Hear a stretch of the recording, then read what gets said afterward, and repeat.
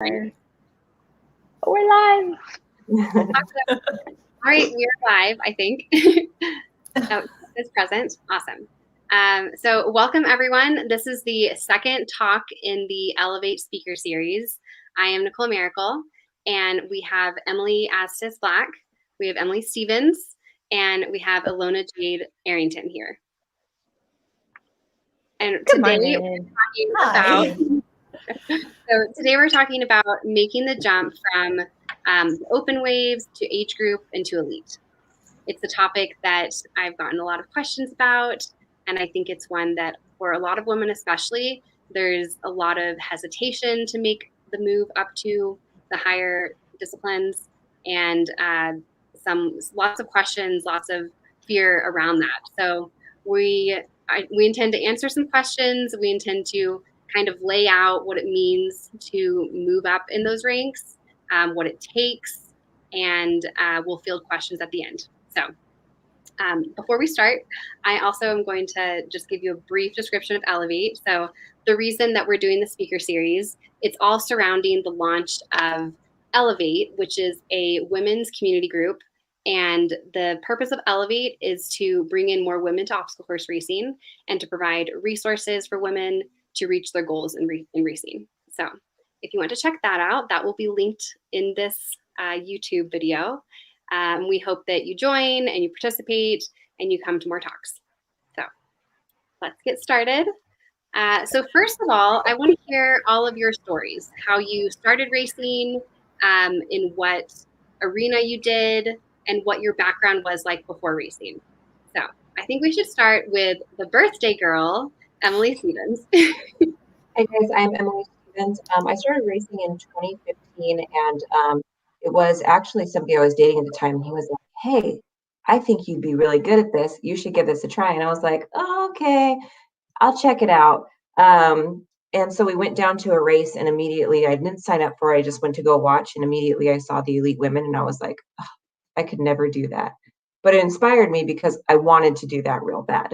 So 2015, very quickly trying to wrap this up.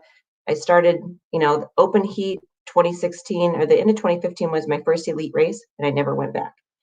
Back then, we didn't have age group. We only had open and elite categories. So when I made the jump, I went full throttle. But in a nutshell, that's me. Awesome. And then can you touch on just what your kind of like fitness and athletic background was? So at the time, I was just like a gym goer, like didn't really have a purpose for working out. I would go get on the treadmill, the stair stepper, just to be a little bit fit, but I didn't have any goals in mind. I didn't have anything I was working for. So when I found obstacle course racing, it changed my goals entirely and gave me kind of direction in where I was going. Awesome. All right. Let's hear from other Emily.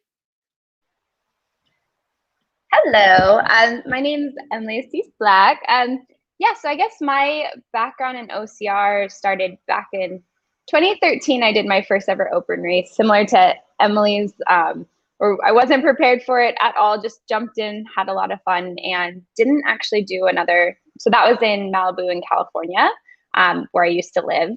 And then moved to Singapore and was reintroduced to Spartan again in 2017. So I had originally jumped into what used to be the competitive heat, which is now the age group. And yeah, just had a lot of fun. I was actually introduced through friends here, a guy named Shrek, who's part of the OCR community here in Singapore. So I kind of had like a mentor, somebody I wanted to go and race with, but not really any female friends around it.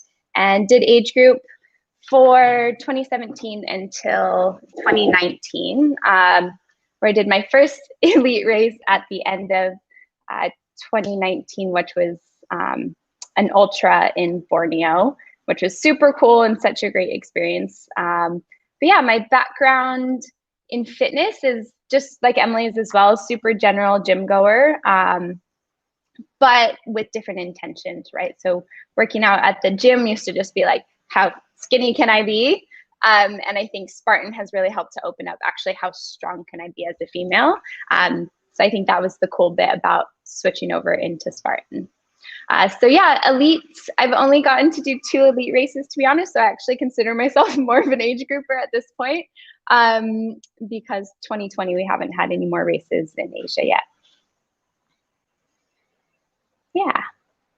Awesome.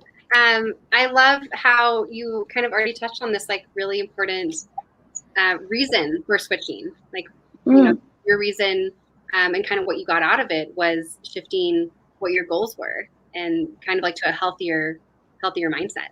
So yeah. Yeah. All right, Elona, let's hear from you.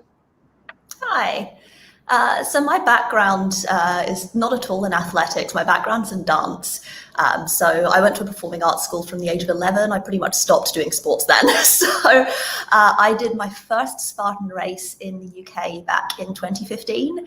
I literally had to be like wrestled, kicking and screaming into trying it out. I was terrified at the idea of getting muddy, of having to run around because I wasn't a runner, of having to support my body weight. So that was a real kind of eye-opening experience, but my husband was really keen to try it. So I went with him and some friends and got to the end of a sprint and was like, oh, wow, I'd like achieved so many things that I didn't think was possible. Like, you know, I made the monkey bars, I managed to climb a rope and I'd never touched a rope before. So yeah, I had a really good time, but went, okay, that was all good fun, but I'm going back to the dance studio now. And then didn't race again until 2016, 2017 when I moved to Singapore. And again, just kind of, you know, started out in open with friends. It was really a vehicle to meet the community and have a good time. And yeah, then made the jump up to age group when looking at my times on Athlinks. I was like, hey, I could actually be competitive in this, maybe. And then kind of similar thing happened again when I was looking to elite. It kind of got to the point where comparing the times that I was running, it made sense to give it a go. So yeah, I made that jump in end of 2018 into 2019 season. I moved from age group to elite. Awesome. So we're going to take a step back for a second and just go over kind of some general information. So for anyone that doesn't know what the different designations are, what is the difference between open, age group, and elite? Or free for all. I don't want to talk, so I'm going to make you guys talk. Well, I can jump in, I guess. So open obviously is a free for all, super fun. It's go play in the mud with your friends. There's not, you know, the same rules on each obstacle. You know, oftentimes people do multiple attempts. They'll help each other over walls. I'd say it's a lot more just going and completing the race. You don't have to do your burpees per se. I would say still do them, but it's a lot more like open format. You're not really going for time. Age group is, I think, a great stepping stone for those people who were in open, just like Elona said, who go, actually, I want to see maybe what my potential is. Can I jump in? Can I start to track my time? Can I be more accountable with how I do the obstacles and the burpees? So that's when the rules start to come into play in age group, where you have to do your burpees and you have to follow the rule book, which Nicole will tell us about as well. And then elite is those top amazing girls out there, but same, still competitive, and slightly higher on that side. Again, I haven't done a ton of elite races, but that age group switch from open to age group, you really start to turn on that competitive nature, especially with yourself. Anyone else? Yeah, that was great. That was a great description of it. So, and there is a difference between the brands. So I would say that most of what we're talking about has to do with Spartan racing. True. Most of the race series, they don't have the same type of qualifications to get into elite. So it's in a lot of other race series, it's completely up to you to decide if you're ready and if you want to sign up for an elite race. But with Spartan race, there is now a qualification standard. So you either have to submit an application to be accepted to race in an elite wave, or you can get in by placing in the top 5 in your age group at a race. So those are the 2 different ways you can do that. And we'll have that link to all that information in this talk as well. Yeah, and if I could add in just to kind of, I don't know, Nicole, maybe you're more familiar, but do you know what they're looking for if you were to submit an application for an elite placement? That's a really great question. I think what they're looking for is they're asking questions like what's your athletic background, and what are your maybe like your running PRs outside of obstacle racing. So I think that would be the easiest way to get in, would be to say like, hey, like this is what I run a 5K road race in. I don't know what that like threshold is that they accept. And that would be a really great question to ask. I'll reach out to Mike and see, because I'm sure that Mike Morris would have a good answer to that. And I think also people might be surprised that like maybe the threshold that somebody could imagine that they would need it's actually lower than that. So if people are worried like, oh, well, I'm not going to qualify, I don't want to pay the money to have the application, looked at, maybe that's something that we can provide more information on, and then people can say, oh, okay, I would qualify. Let me go ahead and submit this now where they didn't think I would before. Yeah, I think that the reason for them making this was honestly more so because of the male side of the sport. They were filling up male waves on the elite side, and the people that were signing up for them, they weren't always doing it because they wanted to be in that competitive wave. Sometimes they just wanted to be in the early wave. Oh, and you know how it is to have to run through all those guys.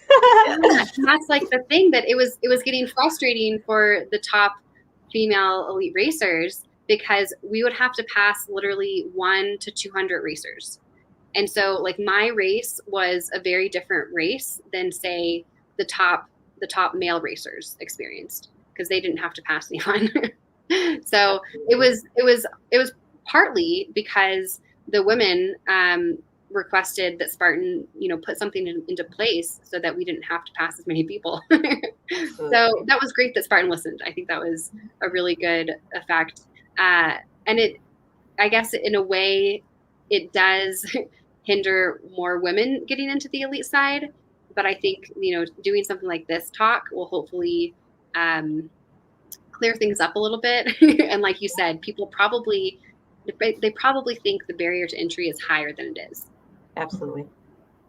So, but I will get I'll get a better, more clear response from Mike, I hope. Come on, Mike. All right. So the other thing to go over before we really get into the questions is, what are the rule differences between, for instance, like open, age group, and elite? Do you want to talk about that, Elona? Sure, I can do.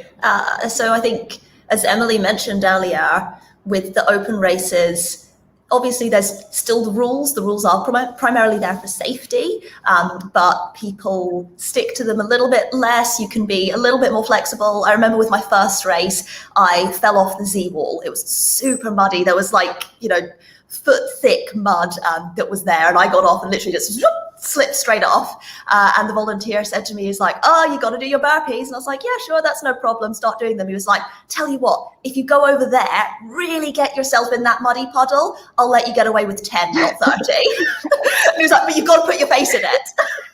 That's so from Miss Dance Studio background, I was like, okay, fine, this is my introduction to Spartan, and I jumped straight in the mud and I did 10 incredibly muddy burpees, came away absolutely covered, and moved on. So you've got a little bit of that sort of flexibility.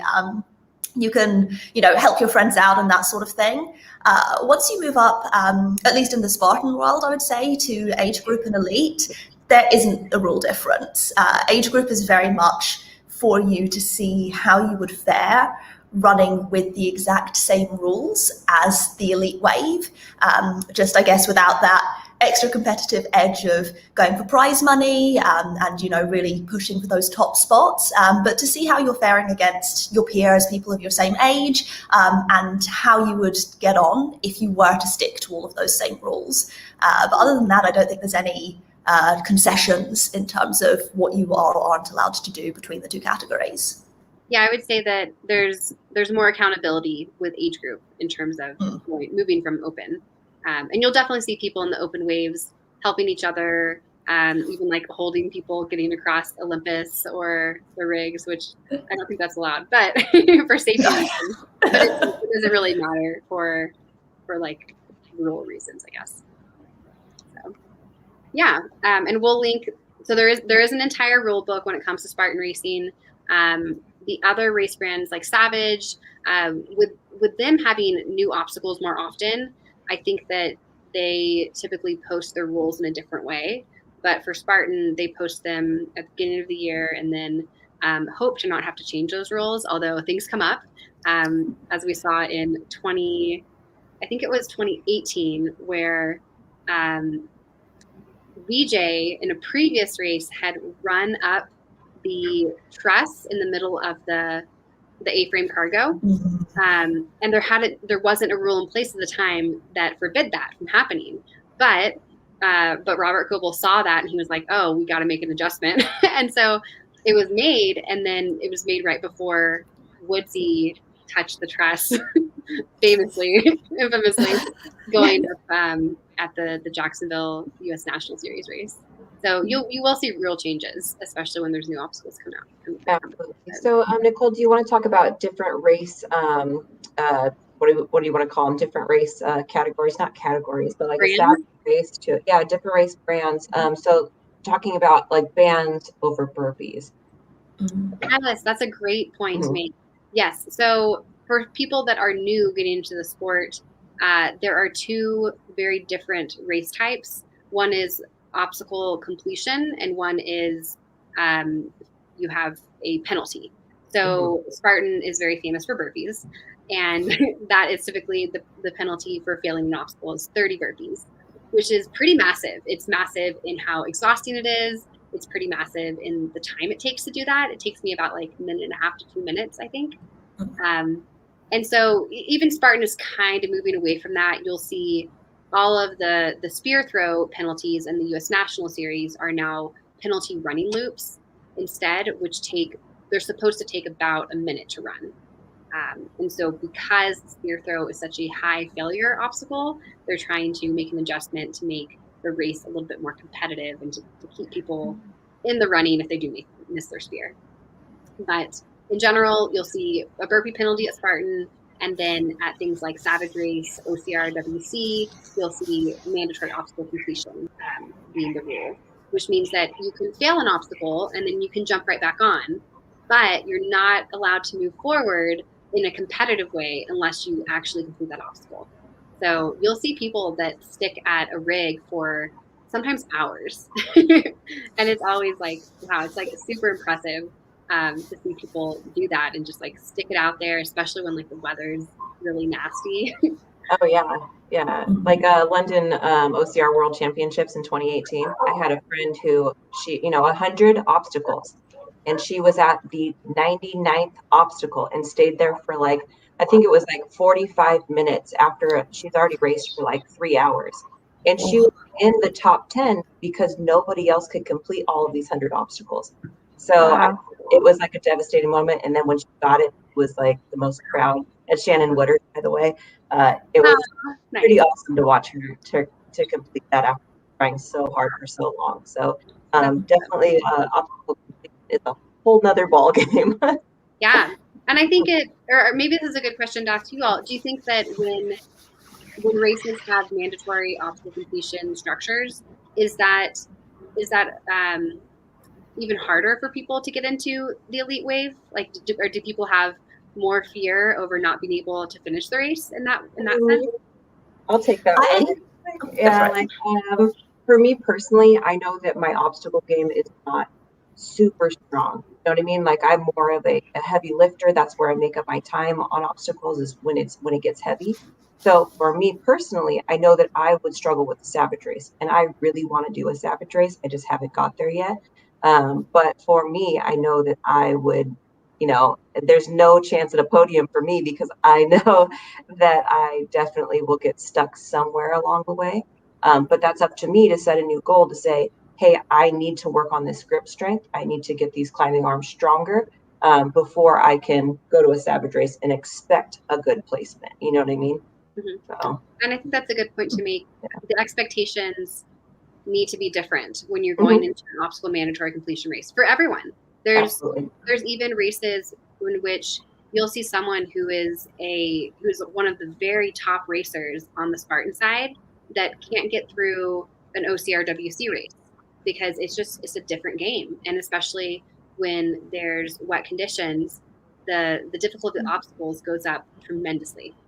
So, but I think that mindset shift is kind of liberating as well.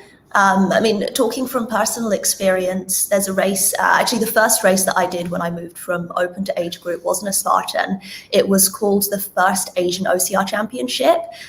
They ran it twice, and it was the format that they were trialing whilst they were planning how OCR was going to show up in the SEA Games here. And that was a hybrid format. So it was mandatory completion, but on a band system. So you had 3 wristbands that you would wear, and you had 2 attempts at each obstacle. So if you failed after 2 attempts, you would lose a band, and then you had a penalty loop of, I think it was 20 walking sandbag lunges, and then you could move on. Or, you would do it within your 2 attempts and you would keep going. And actually going into that race as my kind of first competitive effort, still not feeling 100% comfortable with the transition, I actually found it super liberating because I just went in with 0 expectations. I was like, I'm just going to go in, I'm going to run steady, I'll take my time with these obstacles, like 2 attempts, like so I can really just I can go at it a little bit for the first time, and then if it doesn't work, take the time to rest and think about how I'm going to do it and go again.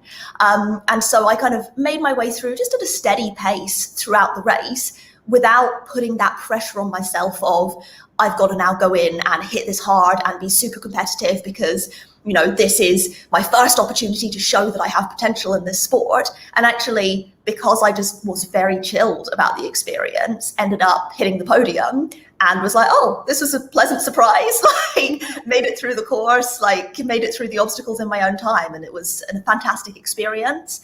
And so now actually I try to carry that sense of fun and open-mindedness through for those sorts of formats. Mm-hmm. That's awesome. I think that's, so one of our questions is, what's a good recommended starter race? And I think a lot of people typically say Spartanus because the obstacle difficulty is a little bit more approachable. Mm-hmm. But that's a really great point that maybe, it's totally fine for Savage, for instance, to be a starter race, but you just go into it with the mindset that these are tougher obstacles and I get the opportunity to retry them if I fail them, which in Spartan, you don't really get that. So if you're in an age group wave and you fail something, no one's going to let you retry that. They're going to, if you try to do it again, someone's going to say no, you have to go do burpees. So it actually could be a good thing to go to a Savage race and then maybe even expect expectation is I'm probably not going to finish this, or I'm not going to finish it with my band, but I get a lot of opportunities to try obstacles. Yeah, that's a lot of playtime. Okay, so we will link all of the information for qualifying and for rules and things like that below, but we'll get to some questions now. So one of the questions that's come up a lot is, how do you know you're ready to move up to age group or to elite? Is there certain running times, or is it, is there certain benchmarks like running times or amount of pull-ups or being able to do a pull-up? Are those things that come to mind for you all when you're thinking who's ready to move up to age group or up to elite?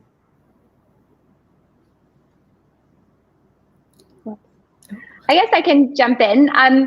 I have very much looked at it kind of from more of a feeling point of view than more analytical. I think going from, even from open to age group is a big jump for people sometimes. So I think if you're in a race and you've done a few open races and with friends and stuff, and you kind of have this internal feeling of, actually, I want to see what my next level is. What is my potential? What would I actually be doing if I didn't have to wait in line for these obstacles. I think that's a easy initial jump from open to age group, because there's no expectation on there on how you're going to perform or anything of that sort. So I think there's, don't look at it as I have to be able to run X, Y, and Z.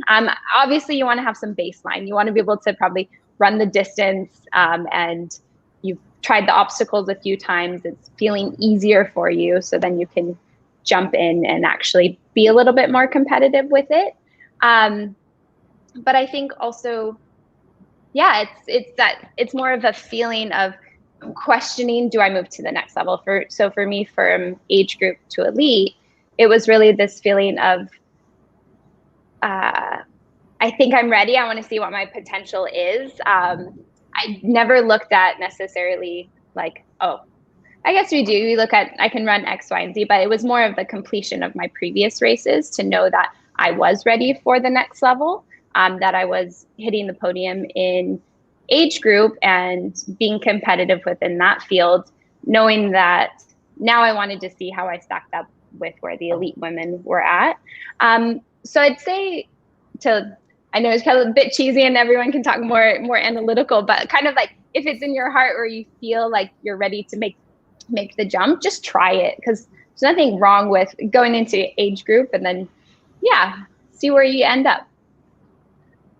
I think that's a good point to make, because I know that there was a recent race, I believe it was Charlotte, where there was two ladies who typically race age group and they took the step to elite, and they both got a podium. So these are two women that typically would race in age group, and out of nowhere, they've been wanting to move up and they decided that was the race to do it at. And sure enough, two of the three girls on that podium were age group races and beat even some of the pro team girls from Spartan Pro Team. So for me, I think that there's a huge, it's a chance that you have to take to see what you're capable of. And I'm a huge believer in you're only going to be as good as your competition is. So say you're a racer that you've say you stepped up to age group and you've been constantly podium, like you get that podium all the time, or you're fighting for that podium all the time. If you're in that top 5, I wholeheartedly believe that you should take the next step, because sometimes that step from an age group podium to an elite podium is a very small step and people don't realize that. It just takes one missed calculation from another racer to get you on that podium.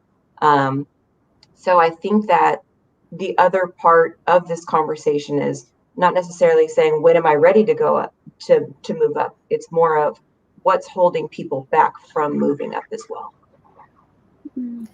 Yeah, that's a really good point. Sometimes I think it's realizing, what have I got to lose? Like I was very, I'm going to say lucky, that I got a lot of peer pressure from those around me when I was thinking about making the jump. And it actually became very analytical in that, I had friends who were literally pulling up my athletes times and like from open and being like, hey, like, if you'd run this in age group, like, because I was already kind of going in and doing the penalties and everything else, they're like, you would have done okay at age group. You should have tried that. And then the same, that I was hitting the podiums in age group, and friends were being like, come on now, seriously? Like, if you'd looked at these times, you could have made a top 10. Like, why aren't you making that jump? So I think having that supportive community to help push you can sometimes also be a really, really key part. But totally agree with your point that you will also rise to the level of your competition. So going out there and just giving it a go.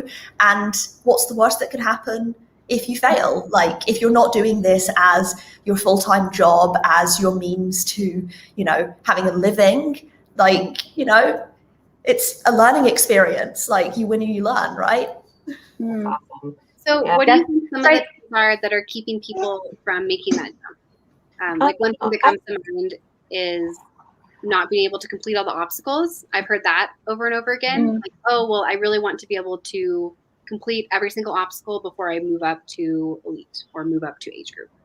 And I don't think that has to be the case. It doesn't. Elite races still fail obstacles. We do. Yeah, we fail them all the time. Like, and it's not reflected in race results. And so people don't always know that, but it happens, and it happens in bad conditions and it happens in good conditions as well.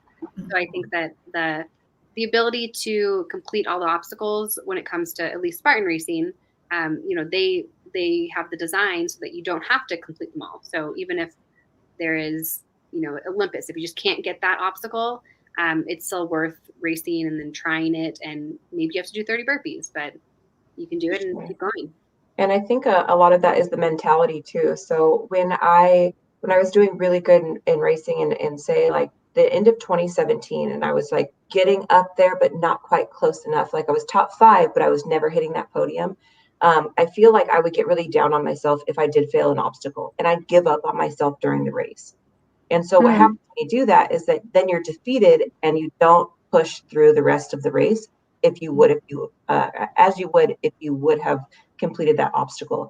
So a lot of the time, the only difference in that podium spot is continuing your race as if nothing went wrong, rather than getting getting down on yourself or being hard on yourself because you did mess up one piece of the race. You don't know what's going to happen in front of you, and you don't know how many opportunities you're going to have to make up that time. So, I mean, a huge thing for I would say any racer, it doesn't matter, gender or what category you're in, is just to never give up on your race. And I think that confidence when you go through from open to age group to elite is huge, and as long as you can keep that mentality that I'm not going to give up on myself and I'm not going to give up on my race, then it's easier to take that next step.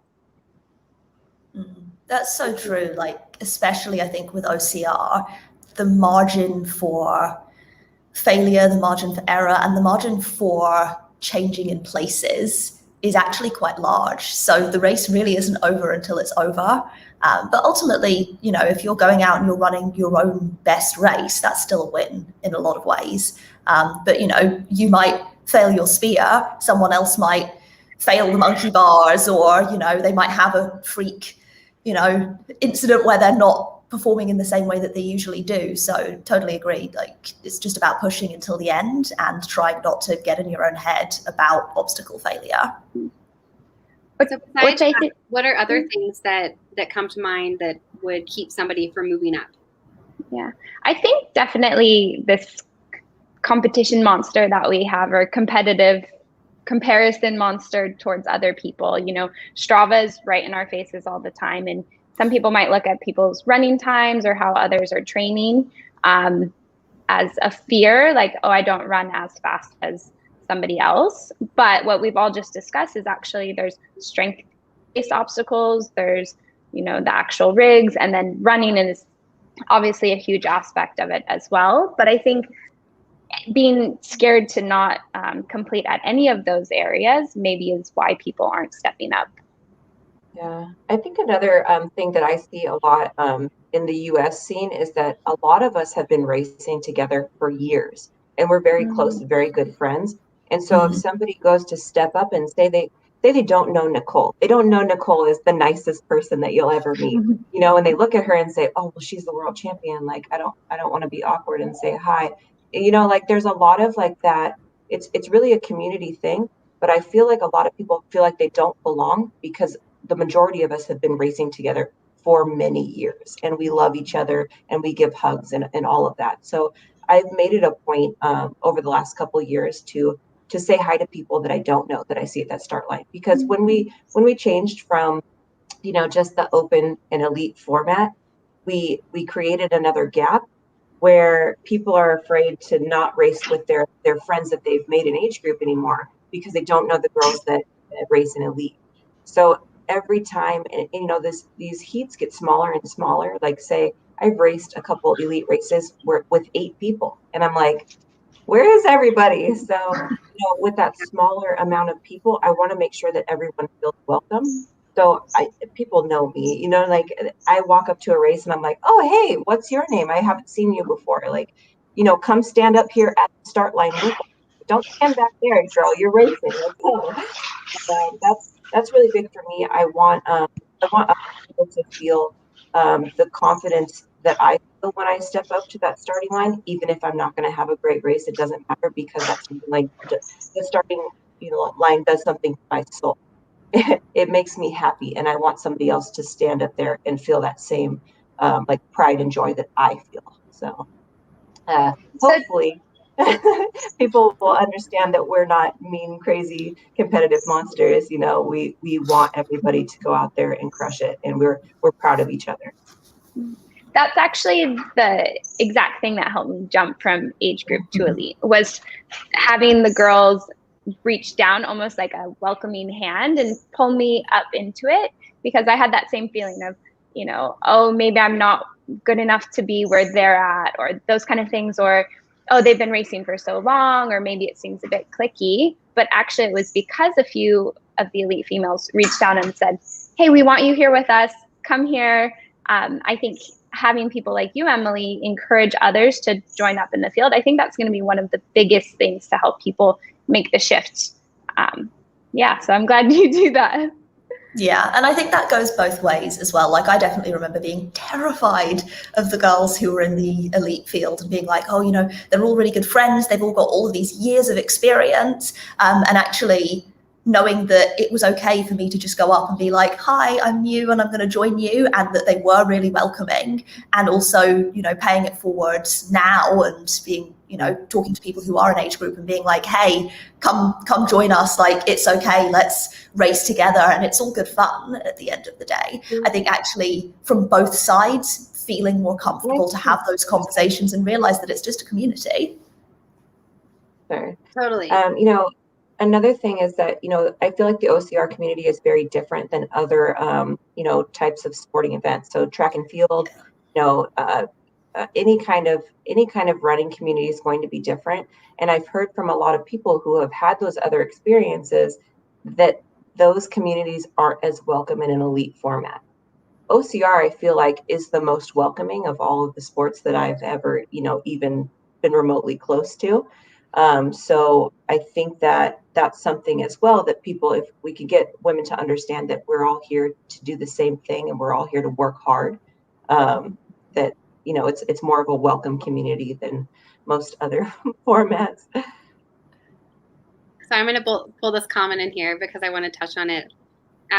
So this says, the elite girls have always seemed intimidating, but everyone I've met has been so nice. And I always think it's so funny when people say like that, like I'm intimidating, for instance, because I think I'm so not intimidating. And but I think it's a good thing to point out that, you know, the starting line might be a new experience. It might seem a little intimidating, and honestly, it might not be the most friendly place. Like, I know that when I'm preparing for a race, it is like the only time that I am like a little less chatty. I'll still like warm up with somebody for sure, but when I go in to do my strides and to like do my warm up drills, I typically do that alone, and I have like at least like a few minutes ahead of the race that I'm not really talking to anybody, and that's not to turn anybody off, but that's just like my preparation time. So I think that even if that start line is a little bit intimidating and a little quieter, the finish line is really where it's at. Yeah. All about hugs at the finish line. Yeah. I think to this comment as well, I think the intimidating part is even looking at how strong the elites are, or people look at you being able to do a rig, you know, just like that, and they think that they're never going to get there. And if we look back a few years ago, I wasn't even able to do a pull-up. You know, I remember the first time I ever did the rings, I got 2 in and then I couldn't hold myself up any longer. So I think sometimes there's people who look up to the next group and they say, oh, well, they're just naturally that way, or they've always been athletic. But actually, we've all been in the exact same place as people in open, you know, where we've struggled a bit on rigs and struggled with strength bits of things. So I think that intimidating factor is just knowing that it's a growth process, that we all start as beginners and that you can work your way up eventually to age group and or elite. So let's actually talk more about that. Maybe touch on kind of like where you started as a racer in terms of your abilities and your strengths. And because I do think people don't know that a lot of elite racers couldn't do a pull-up at some point in their life. And that, like, you know, like I've been climbing for 10 years. Like that's why I can do a lot of pull-ups. I Yeah. wasn't born this way. But yeah, talk about your experiences. I'll go ahead and go.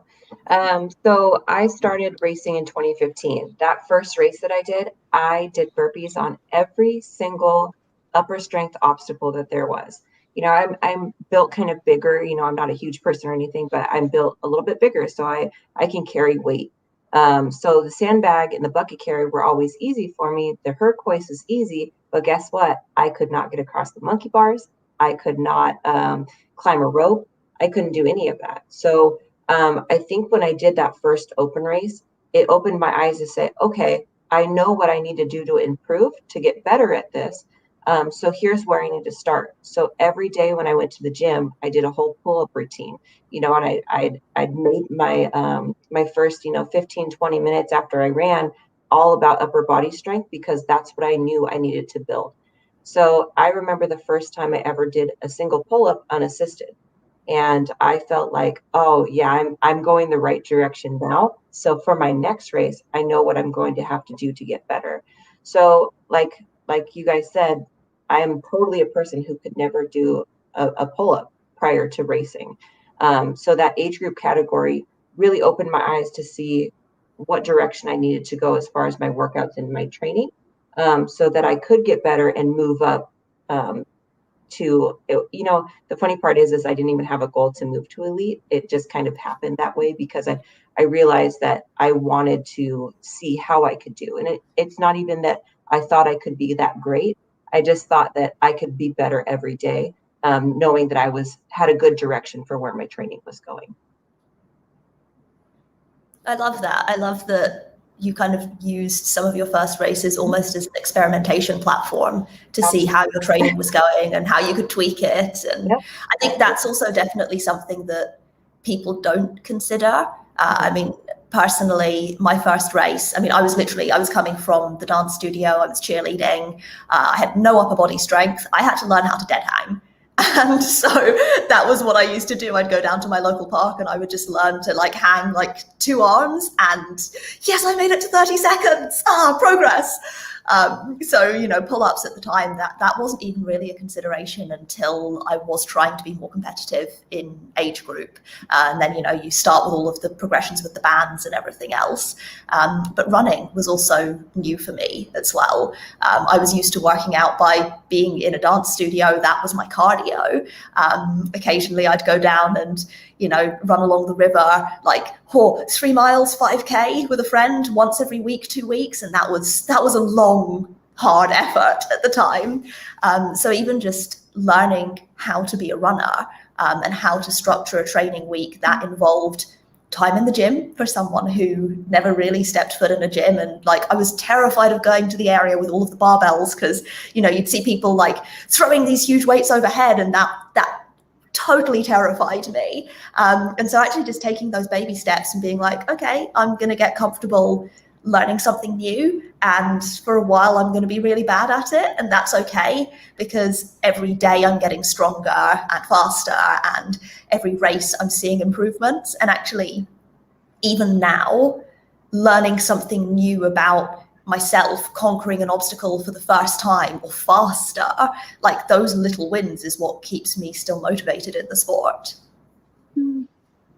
Awesome. I think I'm approaching the race as a test to see what you need to work on.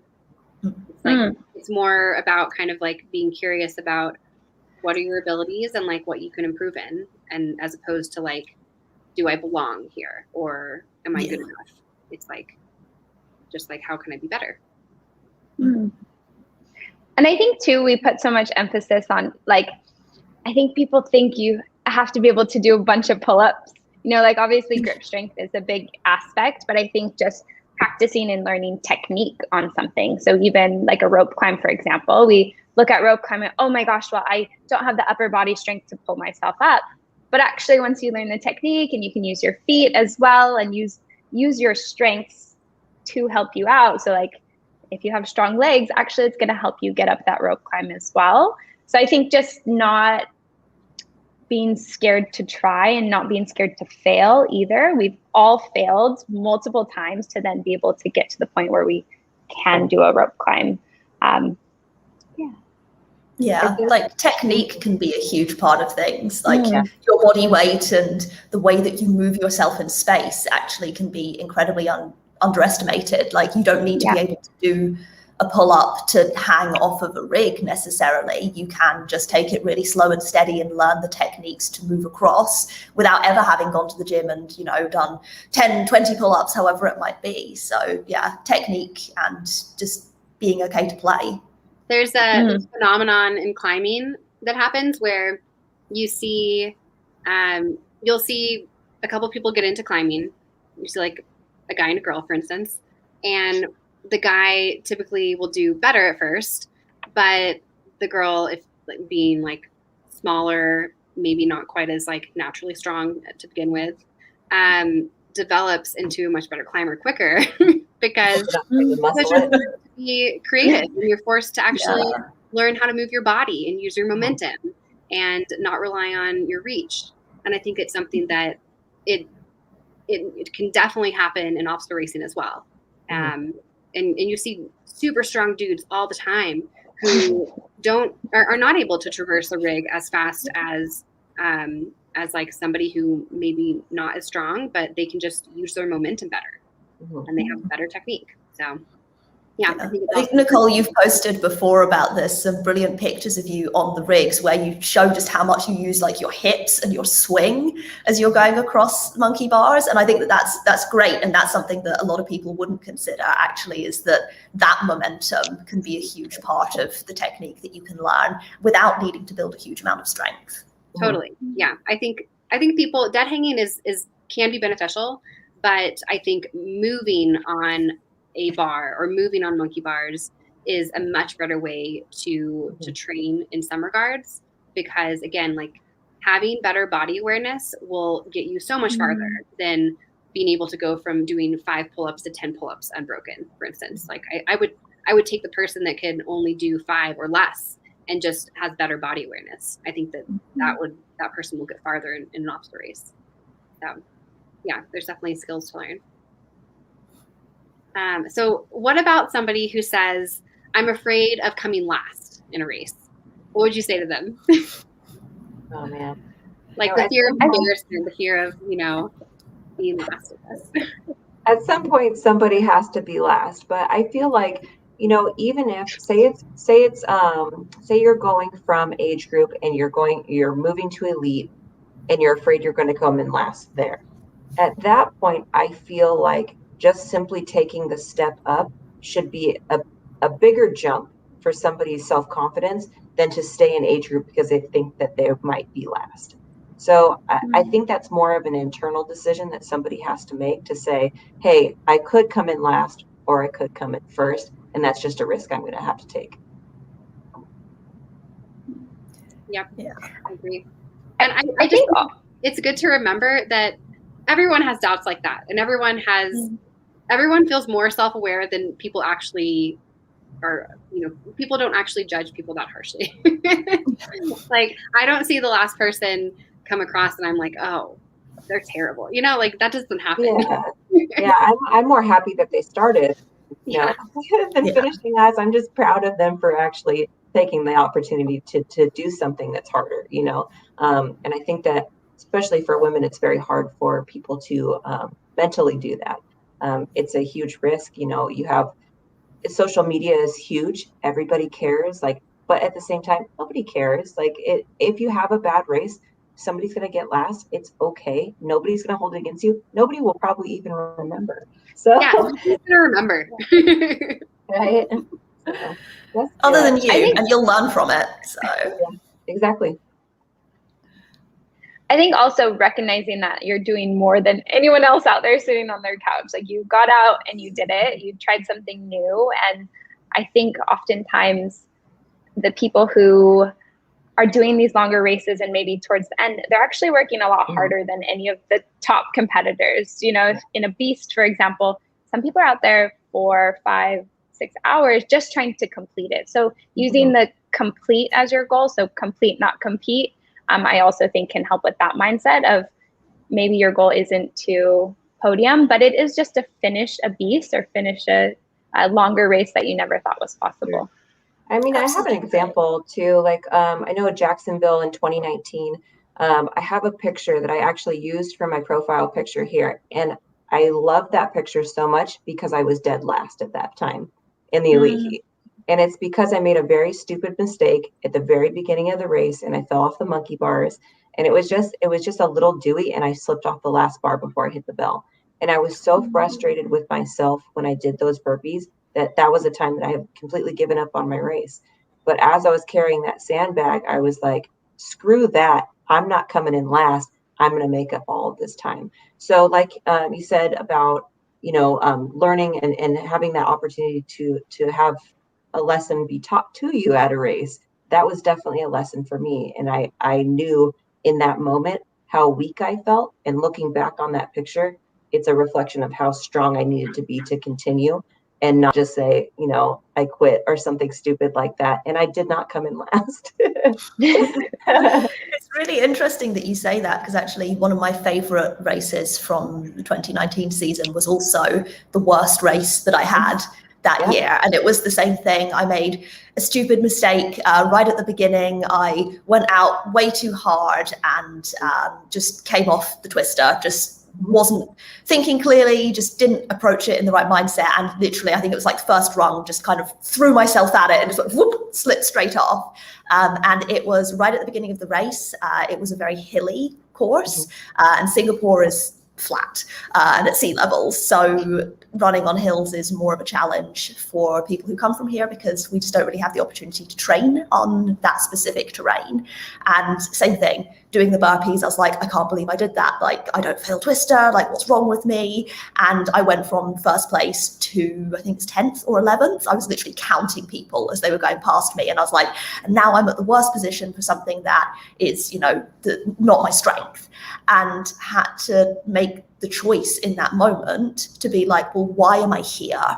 Am I here to win? Or am I here to just have fun and do the best that I can do?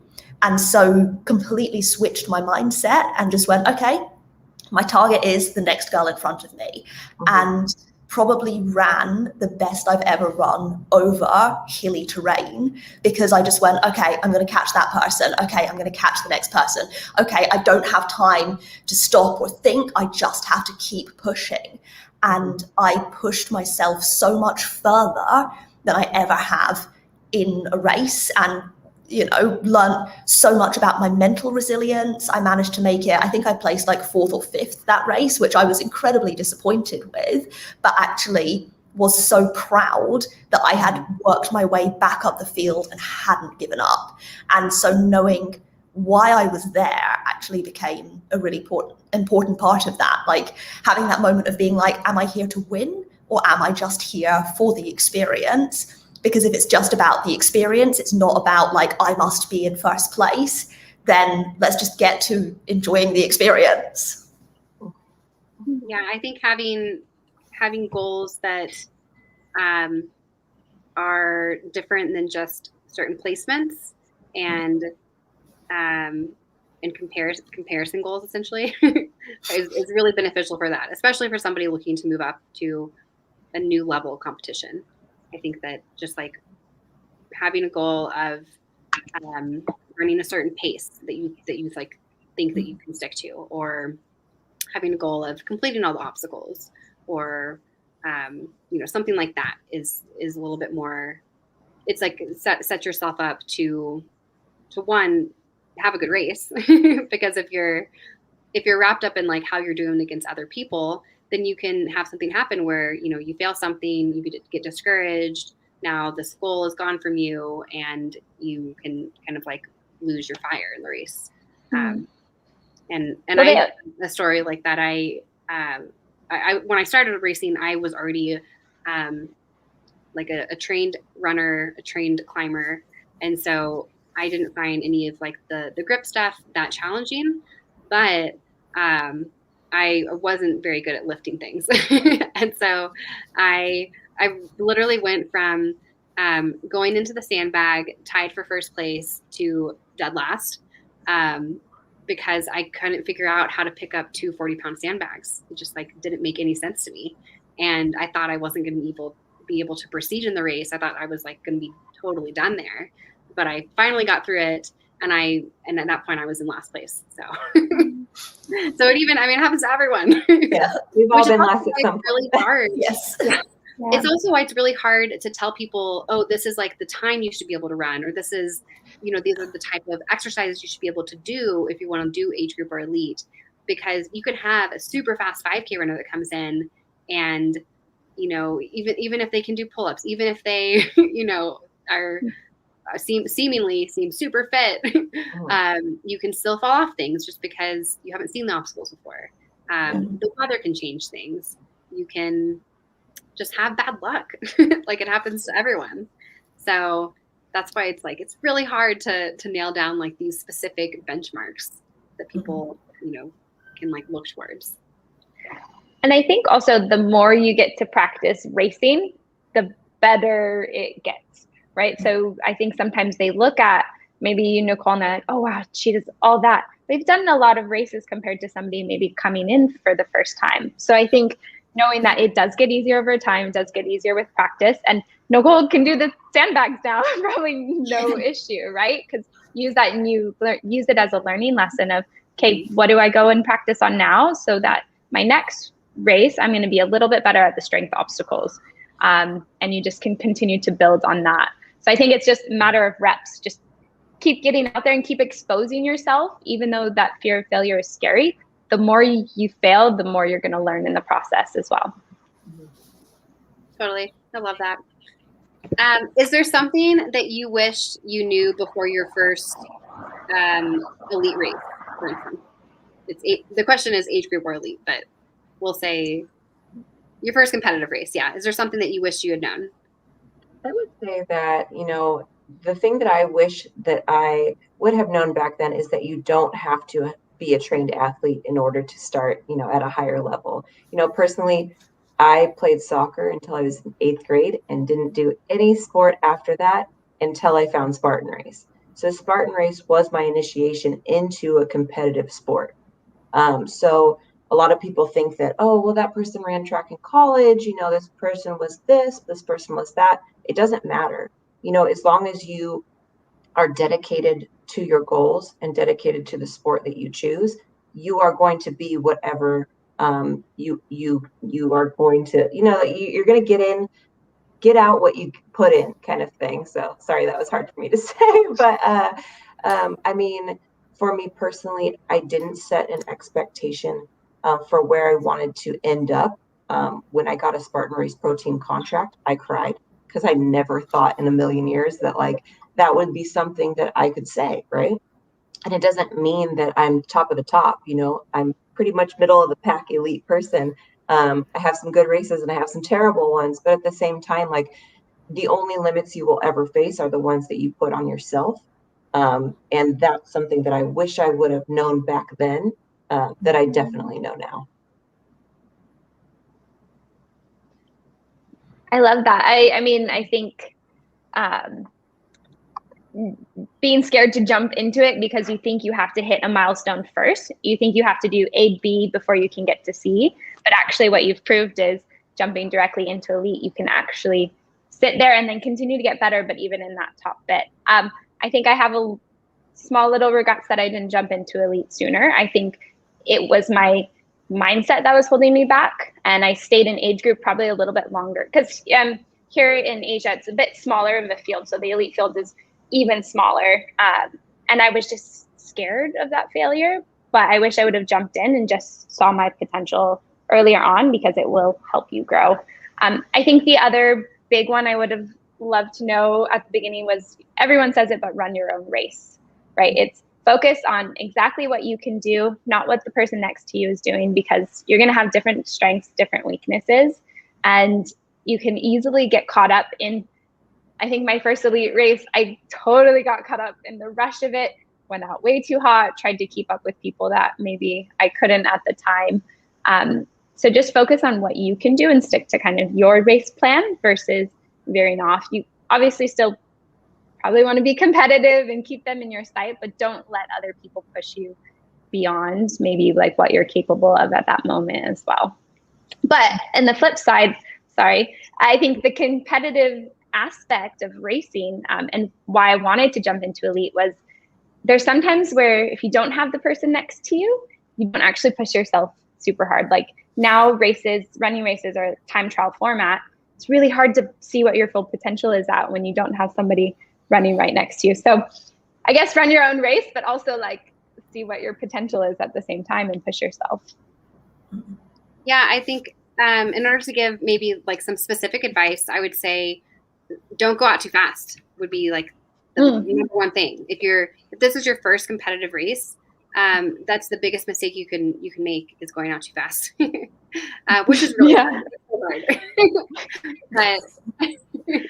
but that makes a big difference. If you go out too fast, it just comes back like tenfold in the last half of the race. So it's a rookie mistake that everyone makes. Also, so I have a question on what's a good baseline mileage to determine if somebody is ready for elite. So again, it's really hard to give specifics, but I think that whatever your race distance is, so if you're doing a 5K,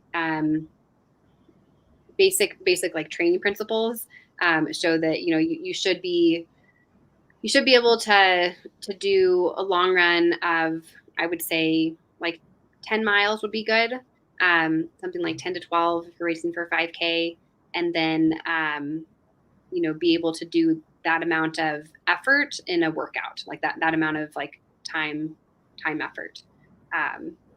So it doesn't have to be 5K consistently, but if you break it down, and a good amount of mileage for, I think for doing like a 5K or maybe even a 10K would be like 20 to 30 miles, I think would be good per week. But OCR, because it has so many different variables, it's something that you'll even see someone like Becca Hammond, who's one of the pro racers, because of her injury history, she runs every other day, and her mileage is surprisingly low for someone at her level. So it's hard. It's really hard to say that. But do you all have any advice? Like what was your mileage, for instance, when you moved up? I'll maybe jump in here. So I was a complete novice runner when I started doing OCR. I would say that for the first few years that I was doing it, probably 20 miles a week was like max for me. I'm incredibly low volume as far as runners go. And even now, like actually last year with COVID is probably the first time that I've been able to really build proper volume and a proper running base and actually get to what would be considered maybe more, I wouldn't say normal, quote unquote, running volume for someone that's, aiming to be at the elite level in our sport.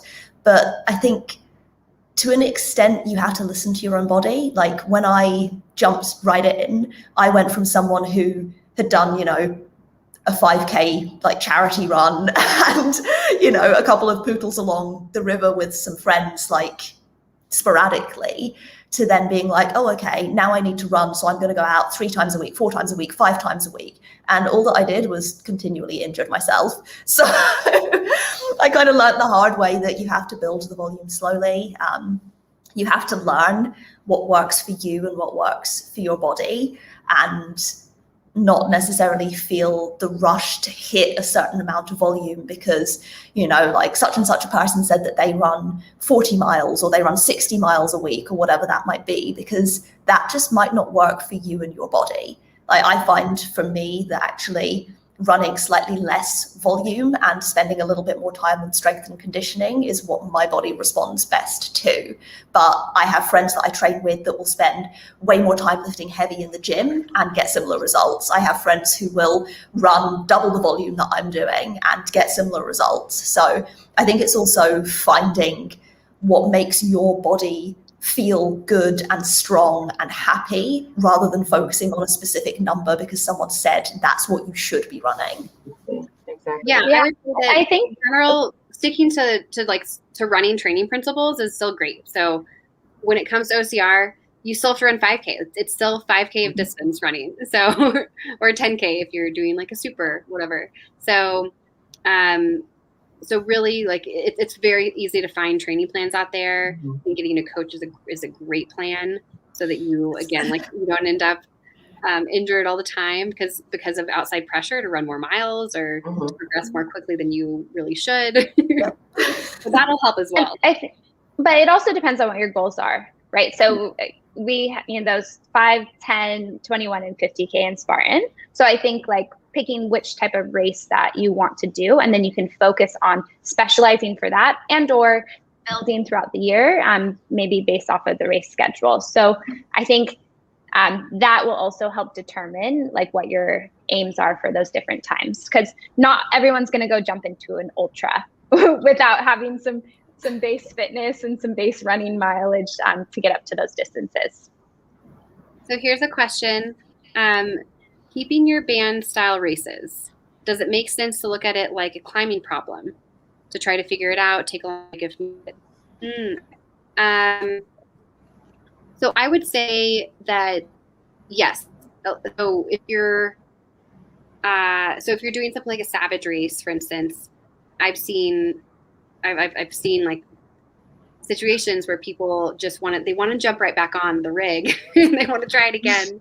But if it was me in the climbing gym and I tried something and I got pumped and I couldn't do it, or even if I tried it and I just fell off because of not being able to make some move, you don't jump right back on. Like you just don't do that unless you're doing some kind of training in which you're, I don't know, like 4x4s. But that's so if you're trying to project something, which is essentially what you're doing, you give yourself a second. So I would recommend, if you get on it, you fail it, unless you just have all the confidence in the world that you failed it because of a really, really dumb mistake, then by all means jump right back on. But even in that situation, I would probably take a few puffs just to at least calm your heart rate, because I doubt that you fell off with like a really cozy heart rate. So that'd be my suggestion. I don't know if you all would say anything different. Totally agree. Okay, and so here, kind of the same. Oh, from the same person, yeah. So insight on how long to wait between trying and when to give up the band. So one thing I had to do in OCR WC 2017, I attempted one of the rigs, fell off, was completely pumped in my forearms. I waited 8 full minutes, and that is kind of like I waited 8 minutes, which sounds like a really long time to me. But again, like if I was in the climbing gym and I got totally pumped, like I would definitely have to wait for like a good 5 minutes or more. Mm-hmm. So that's that's kind of my recommendation. I even think that it's beneficial to run around a little bit, which people don't really do as much, but that can help. I mean, it helps move your blood. It helps clear lactic acid. So if it was me, I would like run 200 meters, like jog, easy. But I would do that, and I think that might help. Yeah, that's really good advice. I think a lot of people just think that they're so time crunched that they just have to jump right back on, and really from a strategy situation, it's better to relax and to think about it before you jump back on as well. So totally agree with Nicole. What about starter races? Are there any races in particular you think are really great for introductory racers, or are there any tips for picking out a race course? Just do it. I don't think there's any ideal conditions for anything. But here's the thing: if you're looking for, say, a flat terrain race, well, maybe it's going to rain that day. There's unpredictable things when it comes to OCR that you can't really pick an easy course. You know what I mean? Like there are some that are easier than others, but there's always the weather conditions. There's always like changes in the courses. So I feel like if you're looking for a starter course, just do an open course. Who cares? Like you could have more, strenuous terrain, or you could have an easier terrain. But if you're looking just to get into it, I think any race would be appropriate. Just, pick your distance specifically, and I would start with a 5K. Yeah, I would say that for open races, you do come across the whole congestion and obstacles. So that's true. If you want to get into a race and you want to be able to run it fluidly, then you're going to have to do age group pretty much, because then otherwise you might have to wait at obstacles, and Very true. You're looking for that like fluid, like gun to gun time, then probably have to do age group. Which means for somebody who's like brand new to the sport at all, first race ever, with that in mind, it's okay to jump straight into age group. There's no need to necessarily do open first. If you are a little bit competitive and want to see your full time, just like you said, you don't want to be waiting in line. So I encourage everyone to get into age group. Actually, everyone I talk to who's in open, I'm just try it, Yeah. Totally. And then also maybe just like do some research in the course, right? Because sometimes it's not obvious how much elevation gain there is. And I have had people that were like, oh, I had no idea that, Big Bear was like hiking.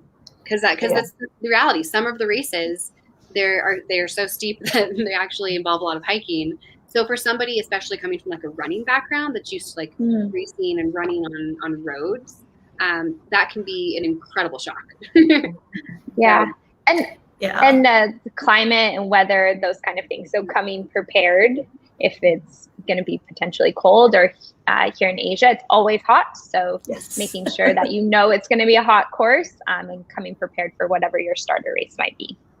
Yeah, but also you can try and choose your starter race around that. So like there's a brand in Asia called Viper, and some of the first races that we did when we moved out here, we did for those because they only had open or competitive, and competitive was very new. Not many people did it. It was generally an open, like the focus was on the open wave, but they did some really cool formats. So we did one that was a complete beach race. Everything was just on the sand.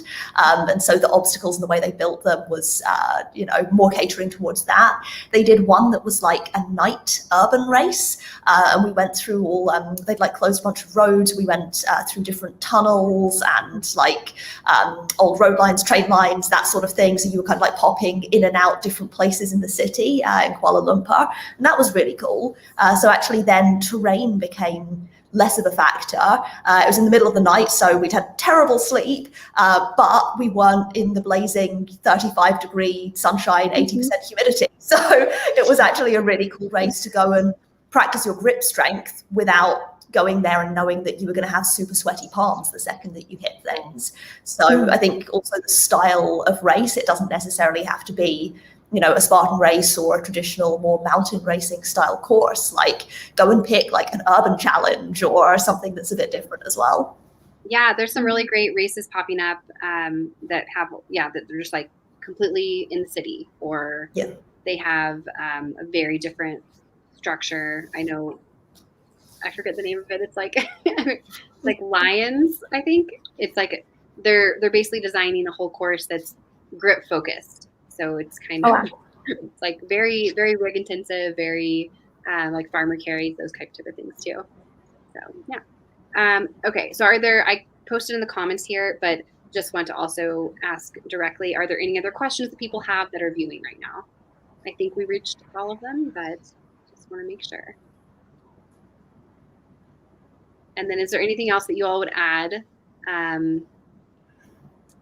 Maybe why somebody should make the switch to age group or elite, or why you would encourage people to do that? I think just give it a go.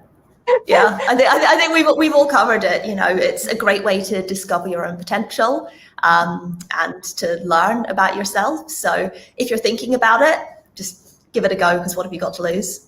Sure. Yeah, and I agree. And I could use the example of, say, Lily, one of your OCR Dream Team girls. In 2019, she wanted to finish out those season in age group. She wanted to be an age group world champion at Tahoe. And with the time that she had in age group, she would have placed, I think it was like top 10. I can't remember. Yeah, I mean, like incredible placement for an elite world championship, finish, if she would have jumped up to elite at that point, and that was her personal goal to finish age group as the age group world champion. But at that same time, using those two ladies in Charlotte, a couple weeks ago, they made that switch and ended up on that elite podium.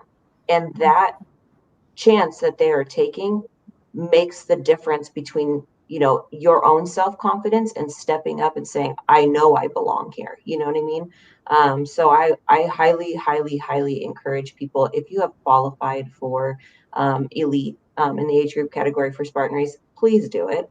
Just take the chance.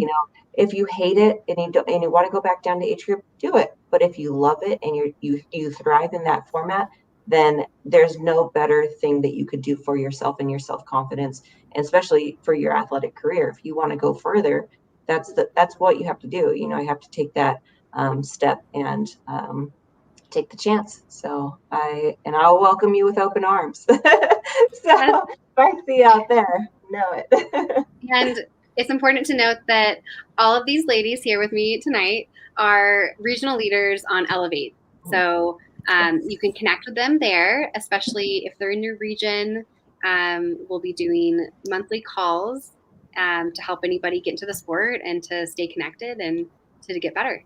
So yeah, I think we're all in consensus of putting the message out there that people we're welcoming people to step up to age group and elite, and we'll help in any way we can. So yeah, reach out. Yes. Awesome. Well, thank you all so much. It was great chatting with you. And this will remain on Obstacle Racing Media for anybody who missed it. So we'll share that as well. Thank you. It was fun to chat with you. So Thank good you, to guys. Have a good night. Bye. You too. Bye. Bye.